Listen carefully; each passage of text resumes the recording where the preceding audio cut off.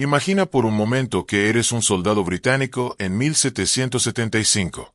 Has cruzado el Atlántico en condiciones miserables, pasado semanas mareando en un barco atestado y finalmente llegado a las colonias americanas, esperando una campaña militar relativamente sencilla contra rebeldes mal entrenados y mal equipados.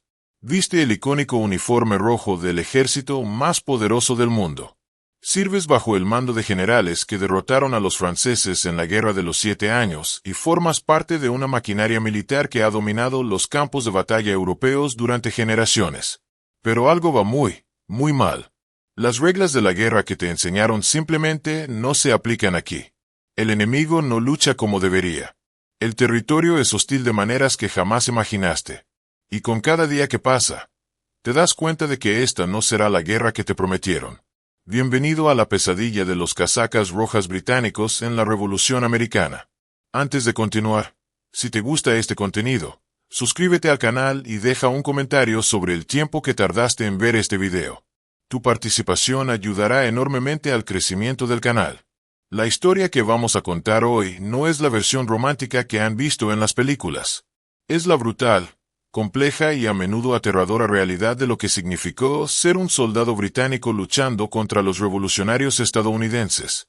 Explicaremos por qué esta guerra fue tan diferente, tan difícil y tan devastadora para los hombres que vistieron el rojo y marcharon hacia lo que creían que sería una campaña colonial más. Prepárense, porque este recorrido durará más de 1 hora, y cada minuto revelará un nuevo aspecto del infierno que enfrentaron los casacas rojas. Empecemos por lo obvio. El uniforme. Esa icónica casaca roja que dio nombre a los soldados británicos no era solo una elección de moda militar. En los campos de batalla europeos, donde los ejércitos chocaron en formaciones ordenadas a través de llanuras abiertas, el rojo brillante cumplía múltiples propósitos. Permitía a los comandantes identificar a sus tropas a través del denso humo de la pólvora. Creaba un efecto psicológico intimidante cuando cientos de soldados avanzaban en perfecta línea. Y tenía una sombría función práctica. El rojo ocultaba las manchas de sangre, manteniendo la apariencia de mariscal incluso después del combate.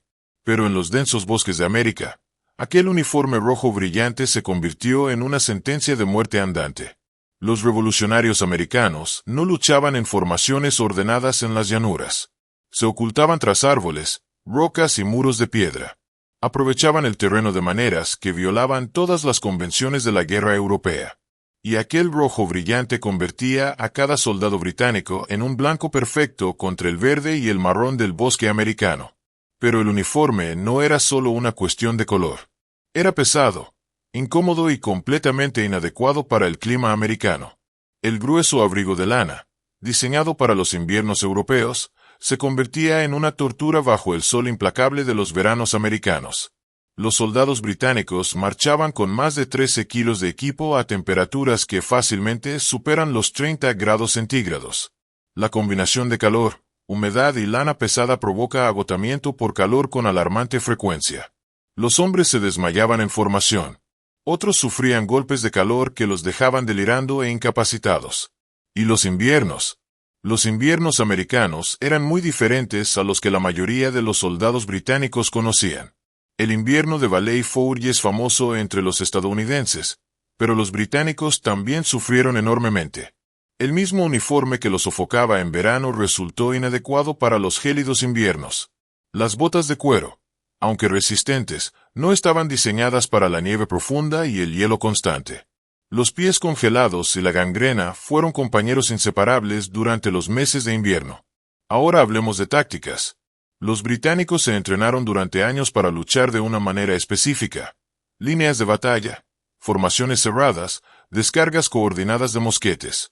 Era un sistema que funcionaba a la perfección en Europa, donde los ejércitos se encontraban en campos de batalla definidos y luchaban según reglas establecidas. Un soldado británico estaba entrenado para mantenerse en su posición, cargar y disparar su mejor mosquete marrón en una secuencia coordinada con sus camaradas, y avanzar o retirarse según las órdenes. La disciplina lo era todo. La coordinación era fundamental. Pero los revolucionarios estadounidenses no leyeron el manual de guerra europeo, o lo hicieron y decidieron que no les importaba. Lucharon como estadounidenses. Esto significaba aprovechar el terreno. Significaba disparar desde la cobertura. Significaba replegarse cuando fuera necesario y avanzar cuando se presentara la oportunidad, sin preocuparse de si parecía caballeroso o no. Para los británicos, esto resultaba profundamente desconcertante y frustrante. Consideremos la perspectiva de un soldado británico común. Se ha entrenado para enfrentarse al enemigo de frente. Espera ver las líneas enemigas, oír sus tambores, presenciar su avance ordenado. Pero en Estados Unidos, el enemigo está en todas partes y en ninguna a la vez.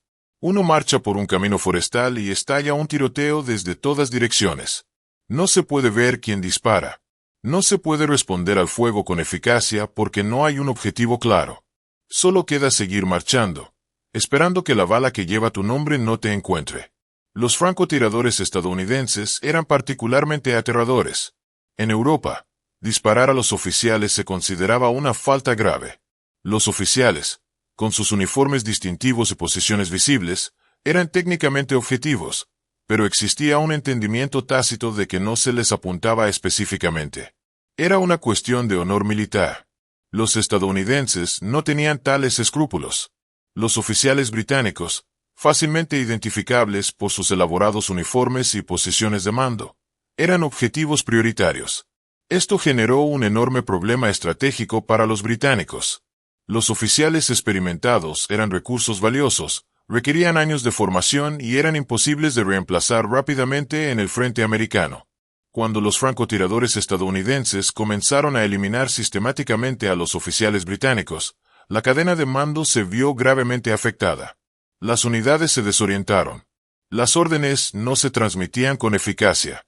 La estructura de mando, tan esencial para la forma de guerra británica, comenzó a desmoronarse. Y los fusiles. ¡Ay, los fusiles! Los mosquetes Brown Bess británicos eran armas fiables y robustas, pero su precisión no superaba los 50 metros. Esto era suficiente para descargas masivas contra formaciones densas, pero terrible para el combate en bosques contra objetivos individuales. Los estadounidenses, en particular los de la frontera, portaban fusiles Kentucky y Pensilvania, que eran precisos a distancias mucho mayores. Un tirador estadounidense experto podía abatir a un soldado británico a 200 metros, mucho más allá del alcance efectivo del Brown Bess. Esto significaba que los británicos a menudo quedaban bajo fuego sin poder responder. Imagínese la frustración y el terror de ser el blanco de un enemigo invisible e inalcanzable. Uno permanece inmóvil, en formación, bajo el fuego de francotiradores ocultos, esperando que la próxima bala no lo alcance. Es un infierno psicológico.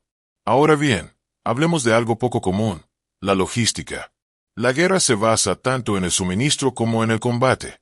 Y la situación logística británica en América era una pesadilla. Todo debía venir del otro lado del Atlántico. Comida, munición, ropa, equipo médico, caballos, todo. Esta cadena de suministro abarcaba miles de kilómetros de océano tormentoso. Tardaba meses en completarse y era vulnerable a la interdicción en cada etapa. Los buques de suministro británicos debían cruzar el Atlántico, una empresa peligrosa incluso en tiempos de paz. Las tormentas podían hundir barcos que transportaban suministros vitales. Corsarios estadounidenses, barcos privados armados con patentes de corso, atacaban buques mercantes británicos, capturando o destruyendo su valiosa carga. Incluso cuando los suministros llegaban a las costas estadounidenses, debían transportarse a través de territorio a menudo hostil para llegar a las tropas que los necesitaban. Compare esto con la situación estadounidense. Luchaban en su propio territorio. Las granjas locales podían proveer de alimentos. Los herreros locales podían reparar el equipo. Las milicias locales conocían cada sendero, cada atajo, cada vado de cada río. Los estadounidenses contaban con una red de suministros descentralizada, prácticamente imposible de cortar por completo. Los británicos, en cambio, tenían una línea de suministro centralizada que se extendía a través del océano y que podía interrumpirse de innumerables maneras. Esto provocó situaciones en las que los soldados británicos, parte del ejército mejor financiado y equipado del mundo, pasaban hambre, carecían de munición suficiente o vestían uniformes hechos jirones porque, sencillamente, no llegaban los suministros. La ironía era cruel. Podías formar parte del imperio más rico de la Tierra, y aún así estar muriéndote de hambre en algún paraje inhóspito de Estados Unidos porque tu barco de suministros se había hundido en una tormenta del Atlántico. Y la comida, cuando llegaba, no era precisamente apetitosa. Las raciones estándar del ejército británico consistían principalmente en carne salada y dura, galletas de barco a menudo infestadas de insectos, ocasionalmente, ron o cerveza. Nada fresco, nada nutritivo en el sentido moderno. El escorbuto era un problema grave. La desnutrición era común. Los problemas digestivos eran generalizados. Los estadounidenses que luchaban en su propio territorio tenían acceso a alimentos frescos, verduras de granjas locales, carne cazada en los bosques cercanos y pan recién horneado en las comunidades que les brindaban apoyo. No era un lujo, pero era sustancialmente mejor que la alimentación de los británicos. Y en una guerra larga, la nutrición es fundamental. Los soldados bien alimentados luchan mejor, enferman menos y mantienen una moral más alta. Hablando de moral, analicemos el aspecto psicológico de luchar en territorio completamente extranjero contra personas que hablan tu idioma. Para muchos soldados británicos, especialmente los reclutados en las Islas Británicas, América era un lugar totalmente ajeno. Los bosques eran más densos y extensos que cualquier cosa que hubieran visto antes. La fauna incluía animales desconocidos. El clima era más extremo, tanto en latitud como en latitud, y luchaban contra personas que hasta hacía poco habían sido súbditos británicos. Esto generaba una extraña sensación de confusión. Disparabas contra personas que hablaban inglés, que tenían nombres ingleses, que hasta hacía poco habían jurado lealtad al mismo rey al que tú servías. Algunos soldados británicos tenían familiares en las colonias.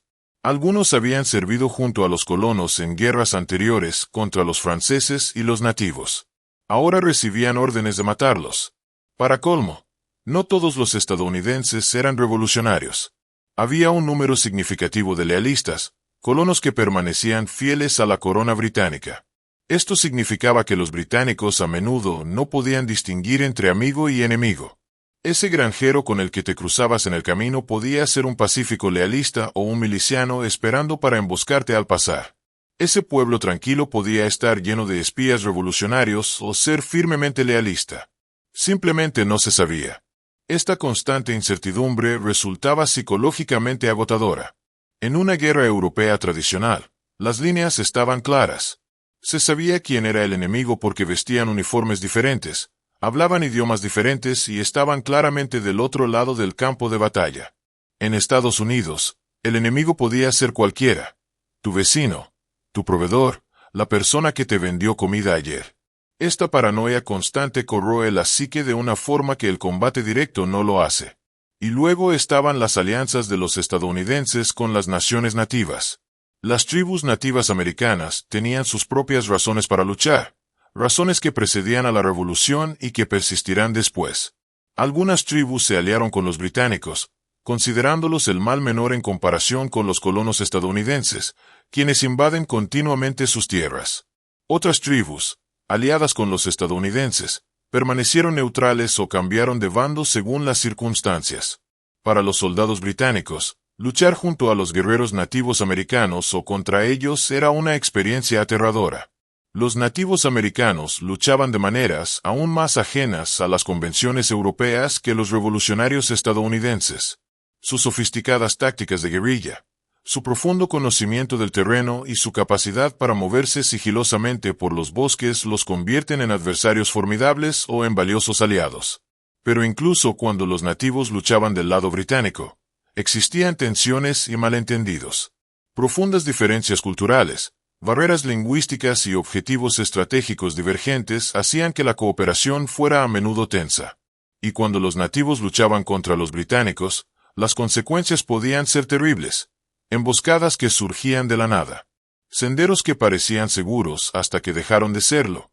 Una forma de guerra para la que ningún entrenamiento europeo los había preparado. Hablemos de medicina, o mejor dicho, de su ausencia.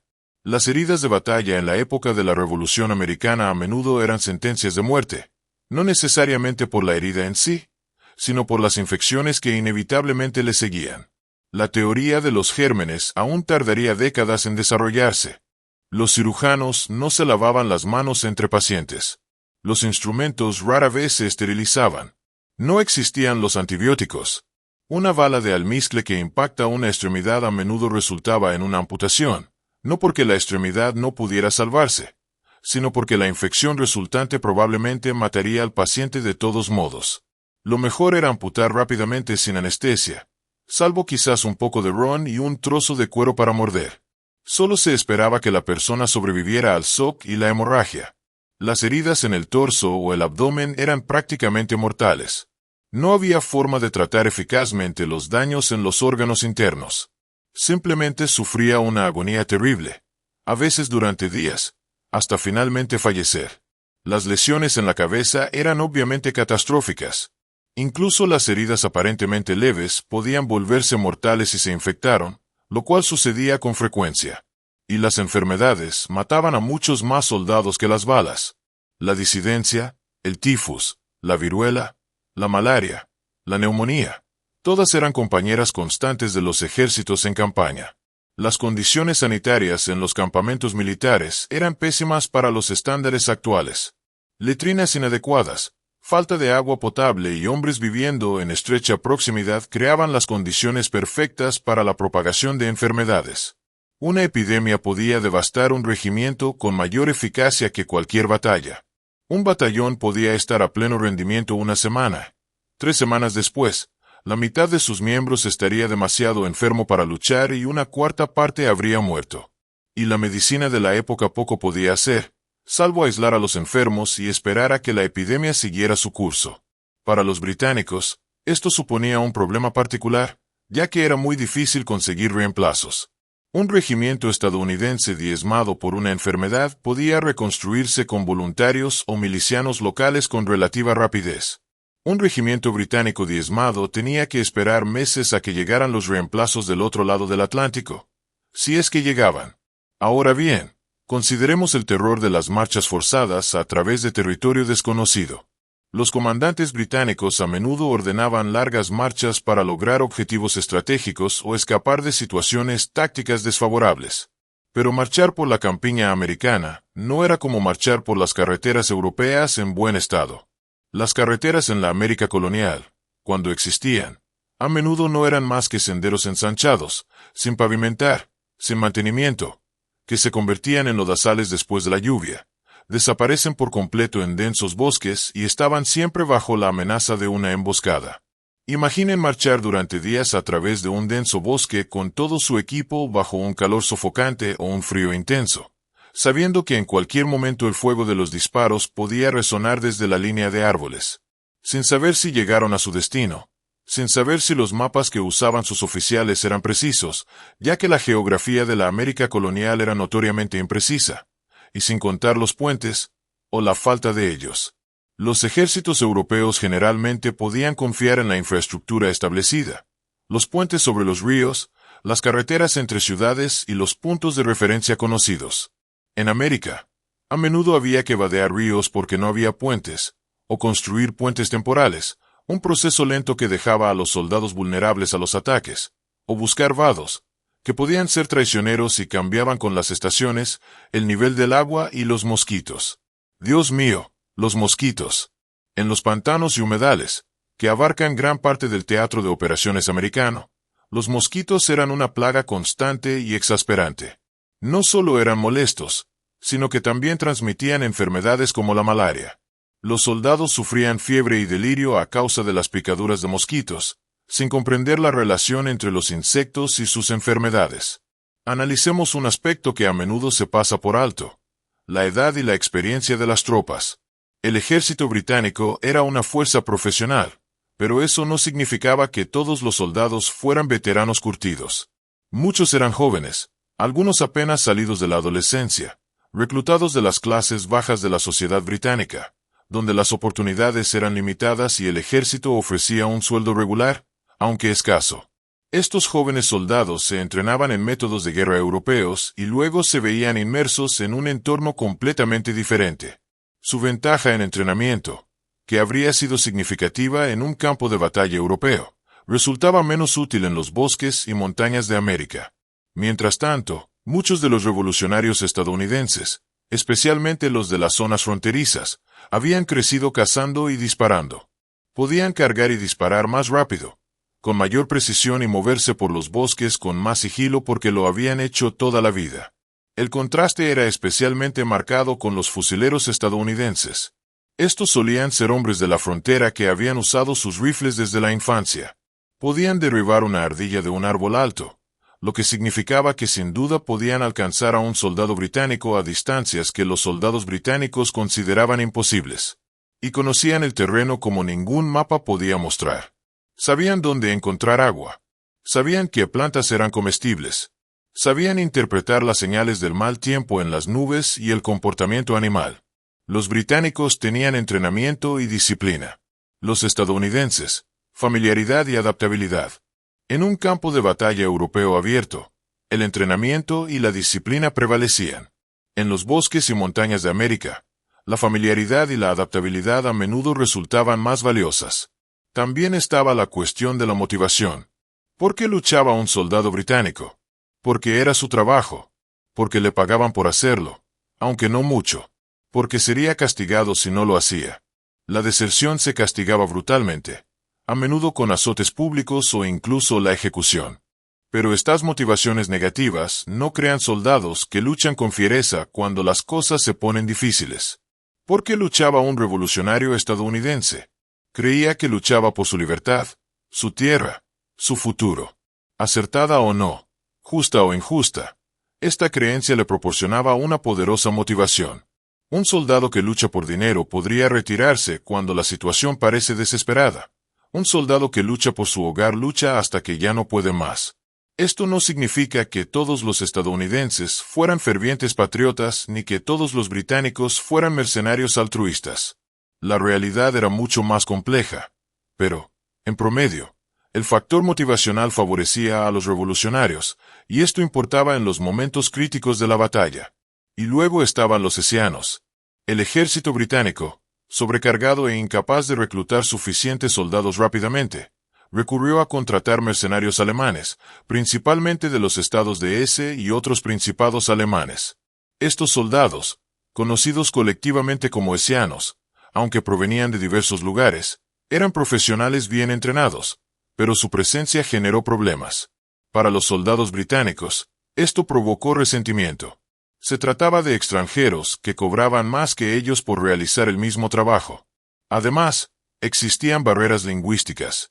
Coordinar las acciones militares cuando parte de su ejército hablaba alemán y otra parte inglés resultaba complicado.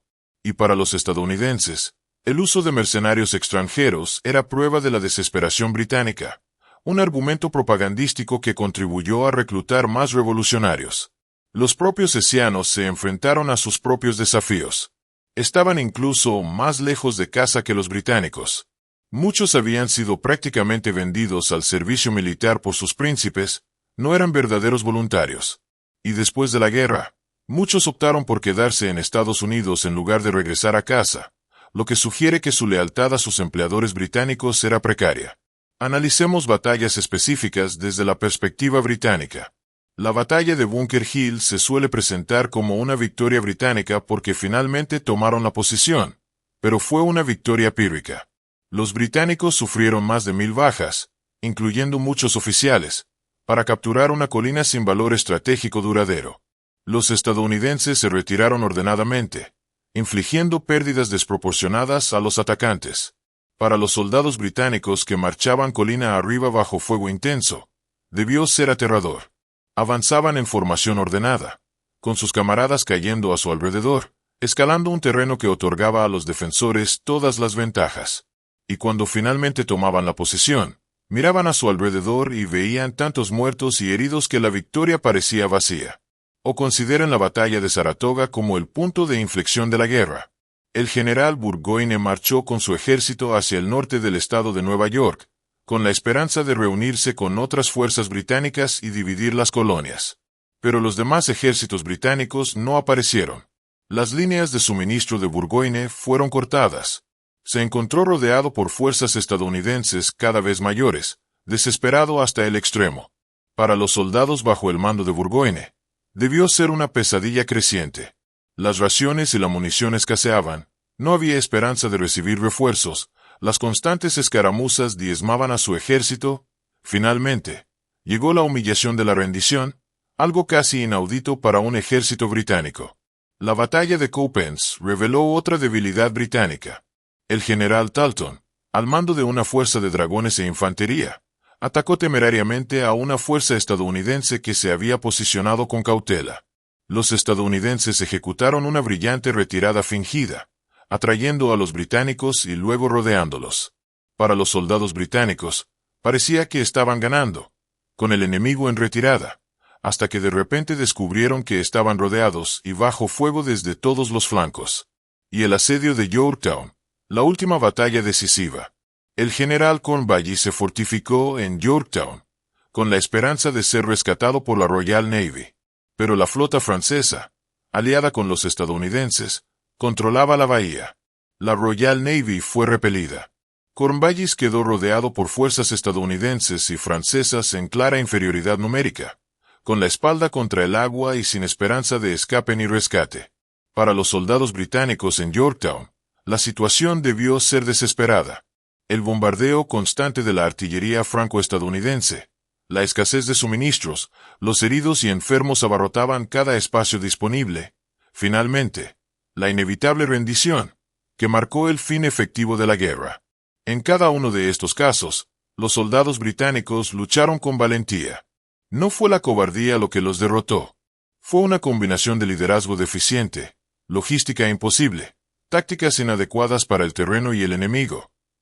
Finalmente, la simple matemática de librar una guerra en un vasto continente contra una población decidida, mientras sus propios suministros y refuerzos llegaban desde el otro lado del océano.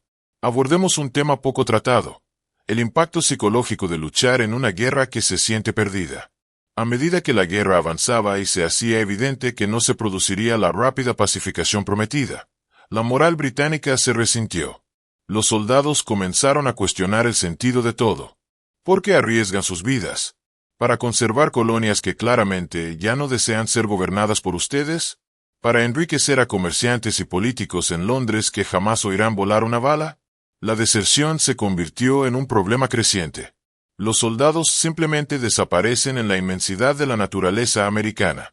Algunos quizá murieron perdidos en los bosques. Otros desertaron, optando por comenzar una nueva vida en América en lugar de seguir luchando. Para los comandantes británicos, esto resultaba frustrante y desmoralizador. Para los soldados que permanecían, la deserción de sus camaradas era un recordatorio constante de que tal vez existía una salida y de las familias que habían dejado atrás. Un soldado británico destinado en América probablemente no vería a su familia durante años.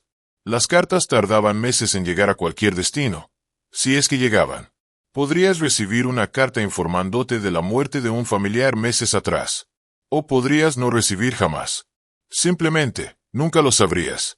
Las esposas e hijos de los soldados en casa enfrentaban sus propias penurias, sobreviviendo con un sueldo escaso, siempre con el temor de recibir la noticia de que su marido o padre había muerto en algún bosque lejano.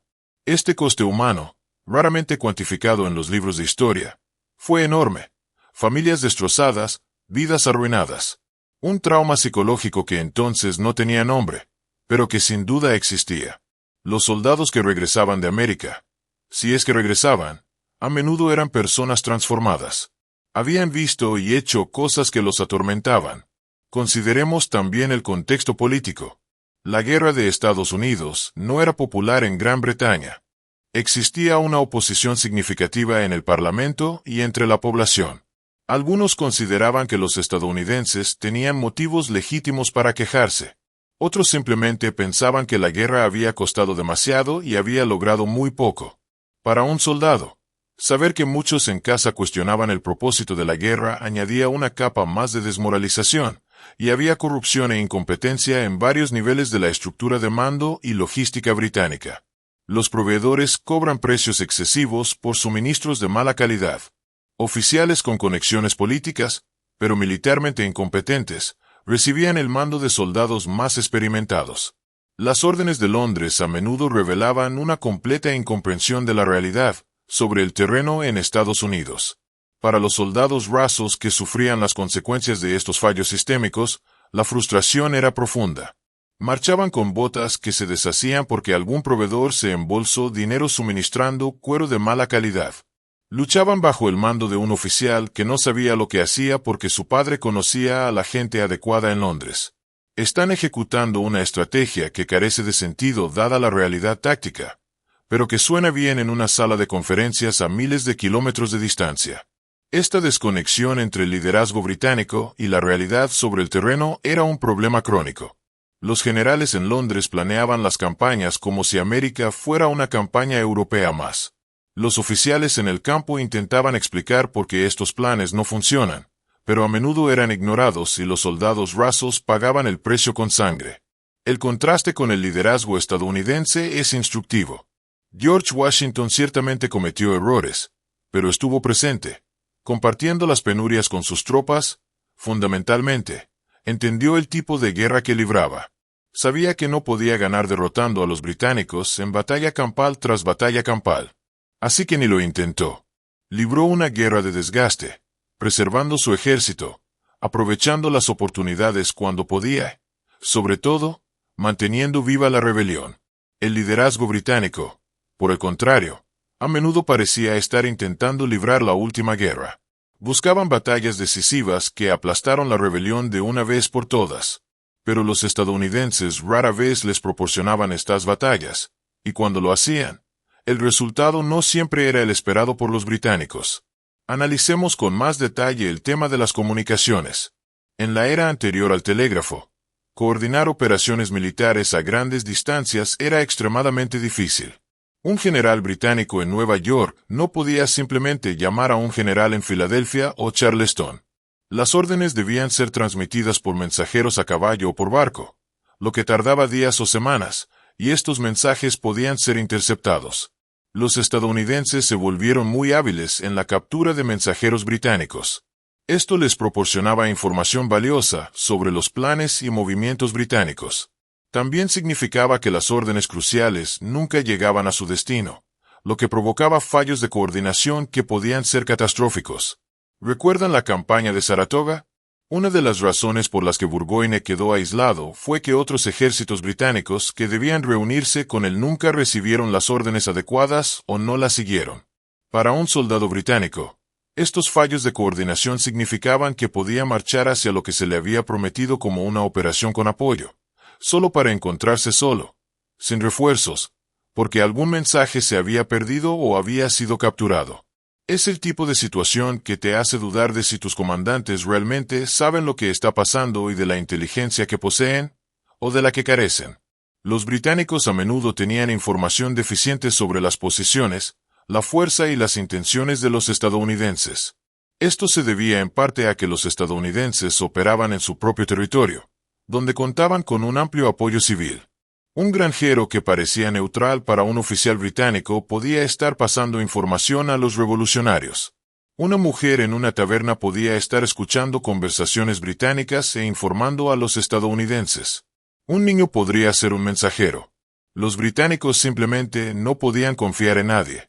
Cada interacción con civiles era una oportunidad potencial para que los estadounidenses recopilaran información. Mientras tanto, los espías británicos infiltrados entre la población estadounidense eran menos efectivos. Llamaban la atención. No conocían el territorio tan bien. Y si eran capturados, se enfrentaban a un juicio sumario como traidores. Este desequilibrio de inteligencia significaba que los estadounidenses a menudo sabían dónde estaban los británicos y a dónde iban, mientras que los británicos a menudo marchaban a ciegas. Es una enorme desventaja táctica. Constantemente reaccionas en lugar de actuar. Siempre un paso atrás, siempre vulnerable a la sorpresa. Ahora hablemos de algo que rara vez se menciona en las historias militares: el aburrimiento. La guerra no es acción constante, sino largos periodos de tedio interrumpidos por momentos de terror absoluto. Un soldado británico en América pasaba la mayor parte del tiempo esperando, no luchando, esperando órdenes, esperando suministros, esperando a que algo sucediera. Este aburrimiento era corrosivo. Sin entrenamiento adecuado, sin contacto regular con sus seres queridos, sin variedad en la rutina ni en la dieta, los días se fundían en una gris monotonía. Los hombres jugaban a las cartas, apostaban su escasa paga, bebían cuando había alcohol disponible, A menudo, se metían en líos por pura falta de algo más que hacer. Las peleas entre soldados eran frecuentes. Las faltas menores se convertían en grandes disputas porque no había nada más en qué pensar. Los oficiales intentaban mantener el orden mediante una disciplina estricta, pero esto a menudo solo genera más resentimiento. Los azotes por faltas menores eran rutinarios, y ver a un camarada siendo azotado públicamente no contribuía en absoluto a mejorar la moral. Y cuando por fin llegaba la acción, a menudo era tan repentina y caótica que el tedio previo dificultaba una respuesta eficaz. Uno está medio dormido por la monotonía, y de repente el fuego de mosquete irrumpe desde la arboleda, y tiene que transformarse instantáneamente en una máquina de guerra. Este cambio constante desgastaba psicológicamente a los hombres. Consideremos también el impacto de la distancia y el aislamiento. Un soldado británico en Estados Unidos estaba más lejos de casa de lo que la mayoría de la gente de su época viajaría jamás en toda su vida. No había llamadas telefónicas a casa. No había videollamadas. Una carta podía tardar meses en llegar, tanto de ida como de vuelta. Para muchos, especialmente aquellos de entornos menos privilegiados y sin mucha educación, escribir cartas era un desafío. Algunos eran completamente analfabetos. Este aislamiento generaba una especie de desesperación existencial. Estás en un lugar extraño, luchando contra gente que habla tu idioma con propósitos que no te quedan del todo claros, sin ninguna conexión real con tu hogar. Si mueres allí, tu familia puede que no se entere durante muchos meses. Serás enterrado en tierra extranjera, lejos de todos los que conocías antes de esta guerra. Los estadounidenses que luchaban en su propio territorio no se enfrentaban a tal aislamiento. Ocasionalmente podían volver a casa. Sus familias conocían a gente que sabía dónde estaban y qué hacían. Si morían, serían enterrados en tierra familiar. Esto puede parecer un pequeño consuelo, pero psicológicamente era importante. Hablemos del tema de la ocupación. Los británicos controlaron varias ciudades estadounidenses en distintos momentos de la guerra: Boston, Nueva York, Filadelfia, Charleston. Pero controlar una ciudad hostil es muy diferente a controlar un campo de batalla. Hay que mantener el orden entre una población que, en su mayoría, no los quiere allí. Hay que protegerse del sabotaje, el espionaje y la insurrección. Para los soldados británicos asignados a tareas de ocupación, era un trabajo desagradable. Básicamente, tenían que vigilar a gente que los odiaba. La resistencia a pequeña escala era constante. Los comerciantes podían negarse a venderles o cobrar precios exorbitantes. Se ocultaba información necesaria y siempre existía el riesgo de violencia. Un soldado aislado en una calle oscura era vulnerable. Los intentos británicos de gobernar el territorio ocupado fracasaron en gran medida. Podían controlar las zonas urbanas donde tenían guarniciones fuertes, pero el campo circundante a menudo permanecía firmemente en manos revolucionarias. Tan pronto como las patrullas británicas abandonaban una zona, los revolucionarios regresaban. Era como intentar sujetar agua con las manos cerradas. Se escurría entre los dedos por mucho que se apretara. Esto creó una situación frustrante en la que los británicos podían ganar batallas, tomar ciudades, controlar puertos, aún así, no estar ganando realmente la guerra. El territorio que controlaban estaba limitado por el alcance de sus cañones. Además, América pertenecía a los revolucionarios, y no se puede pacificar un continente entero de esa manera. También estaba el problema de los crímenes de guerra y las atrocidades. La guerra es brutal, y la Revolución Americana tuvo su cuota de brutalidad en ambos bandos. Pero para los soldados británicos, existía una presión particular, ya que cada atrocidad cometida por las fuerzas británicas se convertía en propaganda revolucionaria, reclutando a más estadounidenses para la causa rebelde. La masacre de Waxhaw, donde las fuerzas británicas al mando de Talton supuestamente masacraron a soldados continentales que intentaban rendirse, se convirtió en un grito de guerra. La cuartel de Talton significaba no dar cuartel. Cierta o exagerada, la historia se extendió y fortaleció la resistencia estadounidense. Cada casa incendiada, cada civil maltratado, cada promesa incumplida por los británicos benefició a los revolucionarios más que cualquier campaña de reclutamiento. Algunos soldados británicos, sin duda, cometieron atrocidades por ira, frustración o pura malicia. Otros quizás fueron más cautelosos, Pero todos fueron juzgados por igual y sufrieron las consecuencias de una población estadounidense cada vez más intrigada y hostil. Por otro lado, cuando los revolucionarios cometían atrocidades contra soldados británicos o lealistas, se reforzaba la visión británica de los estadounidenses como rebeldes sin ley que no merecían ser tratados como combatientes legítimos. Esto creó un círculo vicioso de brutalidad, que engendraba contra brutalidad, donde cada bando utilizaba las acciones del otro para justificar las suyas. Para los soldados británicos atrapados en este ciclo, la experiencia era deshumanizante. Es más fácil dispararle a alguien si se le considera menos que humano. Pero los estadounidenses eran obviamente humanos. Hablaban inglés. Tenían familias. No eran fundamentalmente diferentes a nosotros. Esta disonancia cognitiva entre ver al enemigo como monstruos y saber que eran personas generó tensión psicológica. Hablemos de clase y jerarquía en el ejército británico.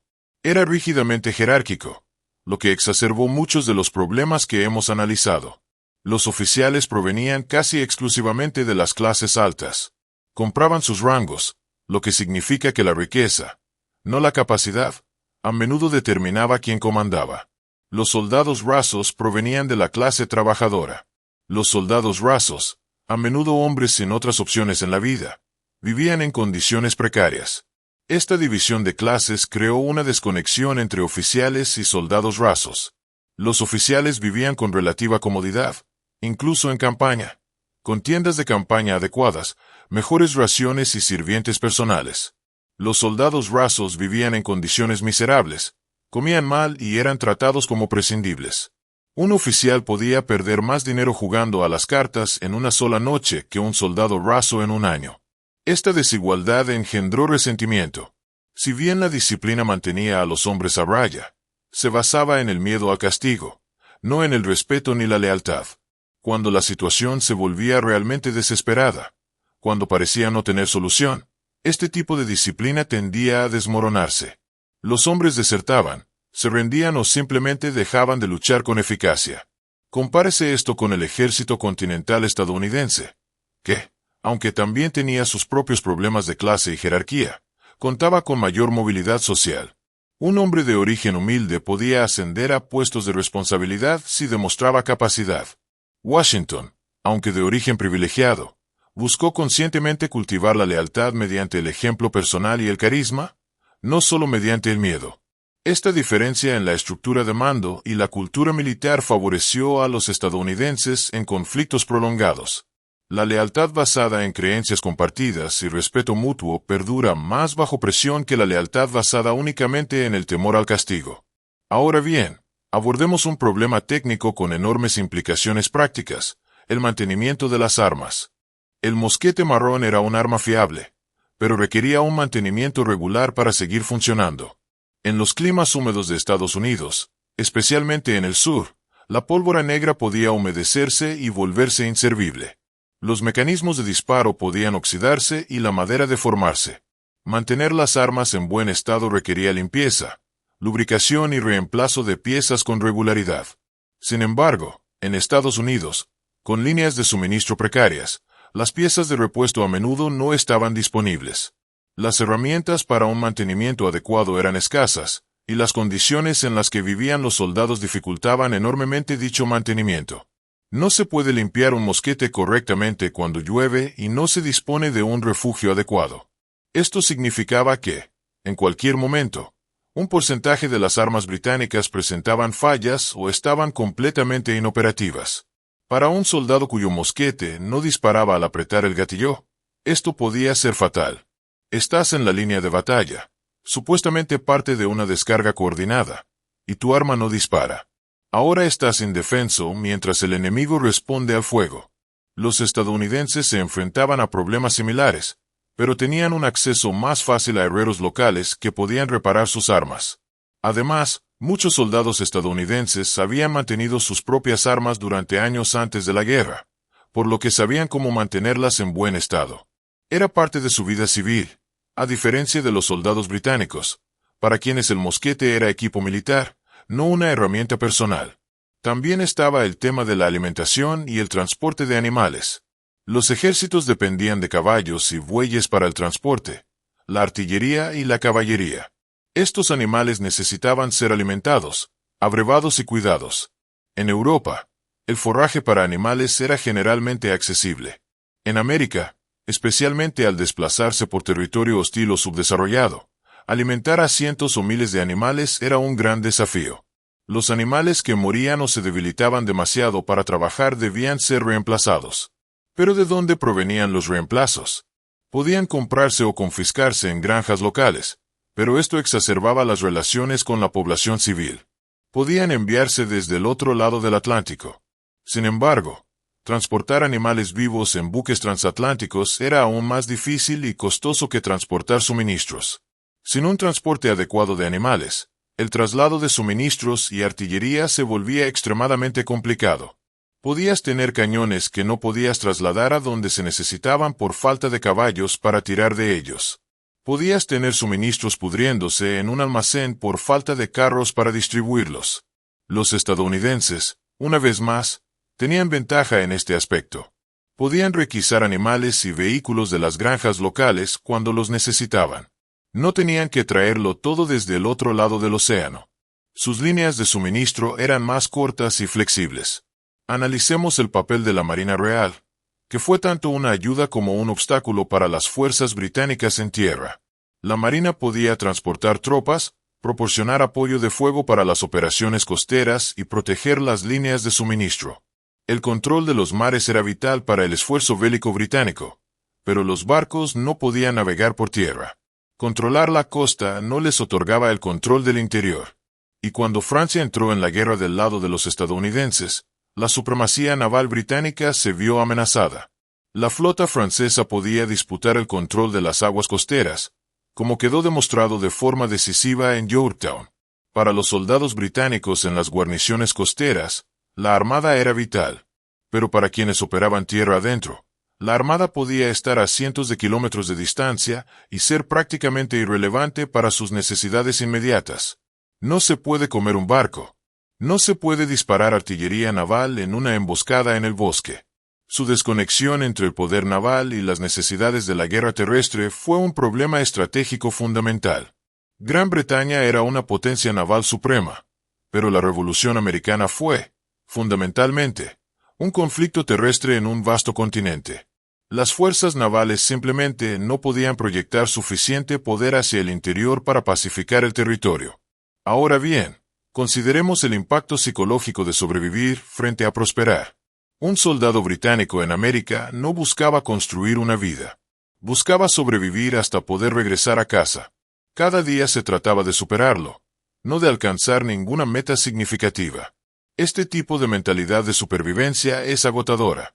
Compárese con los colonos estadounidenses, quienes incluso durante la guerra construían sus vidas. Tenían granjas que mantener, familias que criar, comunidades que construir. La guerra fue una terrible interrupción, pero tenían algo más allá de la guerra en lo que concentrarse. Para los soldados británicos, especialmente aquellos en campañas prolongadas, la guerra lo era todo. No había una vida normal a la que regresar hasta que volvieran a Gran Bretaña, si es que alguna vez regresaban. Esta diferencia en la perspectiva temporal lo afectaba todo. Si uno solo intenta sobrevivir hoy, toma decisiones diferentes a si está construyendo algo duradero. No inviertes en relaciones con los civiles locales porque no te vas a quedar. No te informas sobre el territorio porque no planeas quedarte a largo plazo. No te adaptas profundamente porque en tu mente solo sobrevives hasta que puedas irte. Los estadounidenses no tuvieron más remedio que adaptarse. Este era su hogar. No se iban a ir. Esta diferencia fundamental de perspectiva les dio a los estadounidenses otra ventaja intangible pero importante. Hablemos de algo que rara vez se menciona: la salud dental. Puede parecer trivial, pero consideremos que la mala nutrición, la falta de higiene dental y las heridas de combate contribuían a graves problemas dentales. Las infecciones dentales eran comunes y podían ser mortales en la era preantibiótica. El dolor de una muela infectada es insoportable, y no existía un tratamiento efectivo, más allá de la extracción sin anestesia. Un soldado con graves problemas dentales no podía comer bien, no podía dormir, no podía concentrarse. Pero no había dentistas en los ejércitos en el campo de batalla. A lo sumo, un cirujano del regimiento podía intentar extraer una muela infectada, pero era una operación brutal y peligrosa. Estos pequeños pero debilitantes problemas de salud se acumularon. Una cosa era luchar en una batalla estando relativamente sano. Otra muy distinta era hacerlo con disentería crónica, una muela infectada, los pies llenos de ampollas por la marcha y malnutrido. Pero estas eran las condiciones a las que se enfrentaban muchos soldados británicos. Ahora bien, hablemos de un aspecto más oscuro: las ejecuciones y la pena capital. La deserción, la insubordinación y la cobardía ante el enemigo se castigaban con la muerte. Las ejecuciones eran públicas y tenían como objetivo disuadir. Un soldado condenado era fusilado por un pelotón de sus propios compañeros, obligándolos a matar a alguien conocido para mantener la disciplina. Imaginen el impacto psicológico de formar parte de un pelotón de fusilamiento, recibir la orden de disparar a un compañero, o presenciar tales ejecuciones con regularidad, sabiendo que uno mismo podría ser el siguiente si cometía la falta equivocada. Esto creaba una atmósfera de miedo que mantenía el orden, pero que también generaba un profundo resentimiento y un trauma psicológico. Los azotes eran aún más comunes. Un soldado condenado era atado a un poste o rueda y azotado, a veces cientos de veces, hasta que su espalda quedaba en carne viva. Sobrevivir a tal castigo era una agonía. La recuperación duraba semanas, durante las cuales no podía luchar con eficacia, y las cicatrices físicas y psicológicas eran permanentes. Esta brutalidad se consideraba necesaria para mantener la disciplina en un ejército donde los hombres se reclutaban principalmente de clases bajas y quizá no hubieran interiorizado los valores militares. Pero creaba un ambiente donde los hombres obedecían por miedo, no por lealtad ni convicción. Y cuando surgían oportunidades para desertar, este tipo de lealtad basada en el miedo a menudo resultaba insuficiente. Consideremos también la experiencia de ser herido y capturado. Si eras capturado por los estadounidenses, tu destino dependía en gran medida del lugar y el momento. El trato a los prisioneros variaba enormemente. Algunos prisioneros británicos recibían un trato razonablemente bueno, especialmente si eran capturados por las fuerzas continentales regulares. Otros, capturados por milicias enfurecidas o en zonas donde se habían cometido atrocidades británicas, podían sufrir un trato muy duro. No existía la Convención de Ginebra. No había normas internacionalmente aceptadas para el trato a los prisioneros. Todo dependía de las inclinaciones de quien te capturara. Algunos prisioneros británicos estuvieron recluidos en condiciones espantosas en barcos prisión o cárceles improvisadas, donde las enfermedades y la malnutrición causaron tantas muertes como los propios combates. Otros fueron liberados finalmente en intercambios de prisioneros. Curiosamente, a algunos se les ofreció la libertad a cambio de que juraran no volver a tomar las armas contra los estadounidenses. Algunos incluso desertaron formalmente y se unieron al bando estadounidense. Aunque esto los marcaría, los tachaban de traidores y los recapturaban los británicos. La incertidumbre de ser prisionero de guerra sin reglas claras era psicológicamente aterradora. No sabías qué esperar. No sabías si volverías a casa. Y no tenías control sobre tu destino. Completamente a merced de personas que tenían sobradas razones para odiarte. Ahora bien, hablemos de un factor que a menudo se pasa por alto: el impacto de la guerra en las capacidades cognitivas. El estrés crónico, la malnutrición, la falta de sueño y el trauma afectan la función cerebral. Los soldados que tomaban decisiones en estas condiciones no operaban a su máxima capacidad mental. El juicio se veía afectado. Los reflejos eran lentos. La memoria se resiente. Esto suponía un gran desafío para los comandantes que intentaban tomar decisiones estratégicas mientras lidiaban con un estrés extremo e información insuficiente. Esto provocaba errores en los soldados rasos que intentaban seguir órdenes complejas estando exhaustos y aterrorizados. Conducía a confusión y fallos en la ejecución. La guerra tiene su propio tipo de tensión cognitiva, distinta del daño físico, pero igualmente debilitante. Los estadounidenses, que luchaban en territorio conocido, con mejor nutrición, a menudo, con mejor descanso cuando no estaban en combate, tenían una ventaja en este aspecto. No es que fueran más inteligentes, sino que operaban en condiciones que permitían que sus cerebros funcionaran mejor. Hablemos de la esperanza frente a la desesperación. La esperanza es un recurso psicológico vital. Sin la esperanza de que su situación mejore, de que su sufrimiento tenga un propósito, de que sobrevivirán y volverán a una vida normal, las personas se derrumban. Los revolucionarios estadounidenses tenían la esperanza de estar creando algo nuevo, una nación libre. Esta esperanza los sostuvo a través de tremendas dificultades. ¿Qué sostenía a los soldados británicos? Para algunos, era el deber para con el rey y la patria. Para otros, era simplemente la supervivencia básica, llegar al día siguiente. Pero a medida que la guerra se prolongaba y la victoria parecía cada vez más lejana, incluso estas motivaciones se debilitaron. La desesperación se apoderó de ellos, y los hombres desesperados no luchan bien. La dimensión espiritual y religiosa también merece atención. Muchos soldados de ambos bandos eran religiosos. Oraban por protección, por la victoria, por regresar a casa. Pero los estadounidenses podían enmarcar su lucha en términos religiosos de una manera que resonaba. Luchaban por la libertad que Dios les había dado contra la tiranía, por sus hijos. Los británicos también contaban con apoyo religioso, sin duda, pero resultaba más difícil justificar la represión de una rebelión colonial como una misión divina. Las iglesias en las colonias apoyaban mayoritariamente la revolución. Esto significaba que los sermones que los soldados británicos podían oír en territorio controlado por Gran Bretaña solían ser favorables a la monarquía, pero sabían que, justo al otro lado de las líneas, el clero bendecía el esfuerzo revolucionario. Esta ambigüedad religiosa y moral agravaba la disonancia cognitiva a la que se enfrentaban los soldados británicos. Si Dios estaba de su lado, ¿por qué era tan difícil? ¿Por qué estaban perdiendo? Estas preguntas, aunque no se formularán conscientemente, minaban la moral tras años de conflicto, hasta que el simple agotamiento se instalaba. Los seres humanos solo pueden mantener altos niveles de alerta y estrés durante un tiempo limitado antes de agotarse. Los soldados que llevaban años en América estaban física y psicológicamente exhaustos. Las nuevas tropas británicas llegaban sin comprender las diferencias de esta guerra y tenían que aprender lecciones duras rápidamente o morir. Esta constante rotación significaba que las unidades británicas rara vez desarrollan la cohesión propia de luchar juntas durante largos periodos. Veteranos experimentados se mezclaban con reclutas inexpertos. Los oficiales que comprenden las particularidades de la guerra estadounidense fueron reemplazados por otros que llegaron con ideas europeas sobre cómo debían hacerse las cosas. Mientras tanto, los estadounidenses desarrollaron una gran experiencia institucional. Las mismas unidades lucharon juntas año tras año. Aprendieron lecciones y retuvieron ese conocimiento.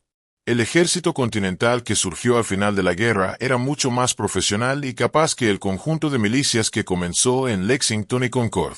Al acercarnos al final de esta narración, consideremos la ironía final. El ejército británico en América contaba con algunos de los mejores soldados profesionales del mundo. Tenían mejor entrenamiento, mejor equipo en teoría y el respaldo del imperio más rico de la tierra. Y, sin embargo, perdieron ante un ejército de granjeros, comerciantes y colonos. ¿Por qué? No porque a los soldados británicos les faltará valor. Lucharon con tremenda valentía en condiciones terribles. No porque sus líderes fueran incompetentes, aunque sin duda hubo incompetencia. Perdieron porque estaban librando el tipo de guerra equivocada, de la manera equivocada y en el lugar equivocado. Contaban con todas las ventajas. La posesión resultó menos valiosa en el contexto estadounidense de lo que parecía en teoría. La superioridad numérica importaba menos cuando no se podía movilizar suficiente personal debido a la imposibilidad logística. Un entrenamiento superior importaba menos cuando las tácticas entrenadas eran inadecuadas para el terreno. Un mejor equipo importaba menos cuando no se podía mantener, repararlo o reemplazarlo cuando se averiaba. El apoyo de un imperio rico significaba menos cuando ese imperio se encontraba a miles de kilómetros al otro lado del océano. Los estadounidenses no ganaron porque fueran mejores soldados, aunque muchos lo eran. Ganaron porque la propia naturaleza de la guerra favoreció todo lo que tenían y castigó todo lo que los británicos intentaron hacer. Fue una desigualdad fundamental que ni la valentía ni la profesionalidad británicas pudieron superar. Para los soldados británicos que sobrevivieron y finalmente regresaron a casa, la experiencia dejó una huella imborrable. Habían visto morir a camaradas por causas que parecían cada vez más absurdas. Habían sufrido privaciones que ninguna historia puede abarcar por completo. Habían luchado con valentía y, sin embargo, habían presenciado la derrota. Muchos cargaron con traumas físicos y psicológicos durante el resto de sus vidas. Heridas que nunca sanaron del todo. Pesadillas de emboscadas en el bosque. Recuerdos de amigos que murieron en sus brazos. La culpa del superviviente los atormentaba, preguntándose por qué habían vivido cuando tantos otros murieron, y todo esto por una guerra que Gran Bretaña, en definitiva, perdió. La Revolución Americana, desde la perspectiva británica, fue una catástrofe en prácticamente todos los sentidos, costó una fortuna en vidas, tesoros y prestigio, fracasó en sus objetivos y les enseñó lecciones sobre los límites del poder militar que los líderes británicos debieron haber aprendido antes de sacrificar a tantos soldados a los casacas rojas. Estos vigilaban en los bosques americanos, se congelaban en los inviernos americanos, se asfixiaban bajo el sol americano, eran emboscados por un enemigo que se negaba a luchar como es debido, morían de enfermedades y heridas lejos de casa, y sobrevivían solo para llevar cicatrices imborrables. Tu historia es una historia de valentía ante obstáculos abrumadores, de perseverancia a pesar de las terribles adversidades, en definitiva, de sacrificio por una causa condenada al fracaso desde el principio. La pesadilla de los casacas rojas británicos no era enfrentarse a un enemigo sobrenatural o imposible. Se enfrentaron a un enemigo perfectamente adaptado a su entorno, luchando por aquello en lo que creían, empleando métodos para los que los británicos no tenían respuesta efectiva en un continente demasiado vasto para controlar. Fue la pesadilla de descubrir que todo lo que les habían enseñado, todo para lo que se habían entrenado, todo lo que creían que les daría la victoria, simplemente no funcionaba. Y al final, marchando para rendirse en Yorktown, escuchando a la banda tocar The World Turned Upside Down, se enfrentaron a la derrota definitiva. El mundo se había puesto patas arriba. Lo imposible había sucedido. Los rebeldes coloniales habían derrotado al ejército más poderoso de la tierra. Esta es una historia que rara vez se cuenta desde la perspectiva de los perdedores. Pero es importante contarla porque nos recuerda que la historia no es simple. No se trata solo del triunfo heroico e inevitable de los justos. Es compleja, trágica y está llena de sufrimiento humano en todos los bandos. Los soldados británicos que lucharon en la Revolución Americana merecen ser recordados no como villanos simplistas, sino como seres humanos atrapados en una situación imposible, haciendo lo mejor que pudieron dadas las circunstancias. Ningún entrenamiento podría haberlos preparado para lo que su historia es un testimonio tanto de la resiliencia humana como de los límites del poder militar. Hemos llegado al final de este largo recorrido por uno de los capítulos más fascinantes y complejos de la historia militar. Durante más de una hora, exploramos las brutales realidades, los desafíos imposibles y el sufrimiento humano que definieron la experiencia de los soldados británicos durante la Revolución Americana. Aprendimos que la historia no se compone solo de grandes estrategias y batallas famosas, sino también de las experiencias individuales de miles de personas comunes atrapadas en circunstancias extraordinarias. Vimos cómo los uniformes, las tácticas, la logística, el clima, el terreno, la cultura, la psicología e innumerables factores más se combinaron para crear una pesadilla de la que muchos jamás despertaron. Comprendimos que el coraje y la profesionalidad, por admirables que sean, no siempre son suficientes cuando las condiciones fundamentales favorecen al adversario. Y reconocemos que incluso en el bando perdedor de un conflicto histórico, hay profundas lecciones que aprender sobre la naturaleza humana, los límites del poder y el verdadero costo de la guerra. Antes de concluir, quiero expresar mi profunda gratitud a Dios por permitirnos estudiar y comprender estos acontecimientos históricos. Doy gracias al Creador por la sabiduría que podemos extraer de la historia, por las lecciones que los acontecimientos pasados nos enseñan sobre el presente y el futuro. Doy gracias a Dios por la oportunidad de compartir este conocimiento, por la capacidad de reflexionar sobre el sufrimiento humano con empatía y comprensión, y por la bendición de poder aprender de los errores y sacrificios de quienes nos precedieron. Que el Señor bendiga a todos aquellos que buscan conocimiento y comprensión a través del estudio de la historia. Que nos conceda la sabiduría para aprender del pasado sin repetir sus errores. Que nos conceda la compasión para reconocer la humanidad en todos los bandos de cualquier conflicto. Y que siempre Dios nos guíe hacia la paz, la justicia y el entendimiento mutuo entre los pueblos. Doy gracias a Dios por ti, que dedicaste más de una hora de tu tiempo a este aprendizaje. Que este conocimiento te sea útil en tu vida. que amplíe tu perspectiva y te inspire a seguir buscando comprender el mundo y su historia. Que Dios te bendiga abundantemente a ti y a tu familia. Toda la honra y la gloria sean para el Señor ayer, hoy y siempre. Amén.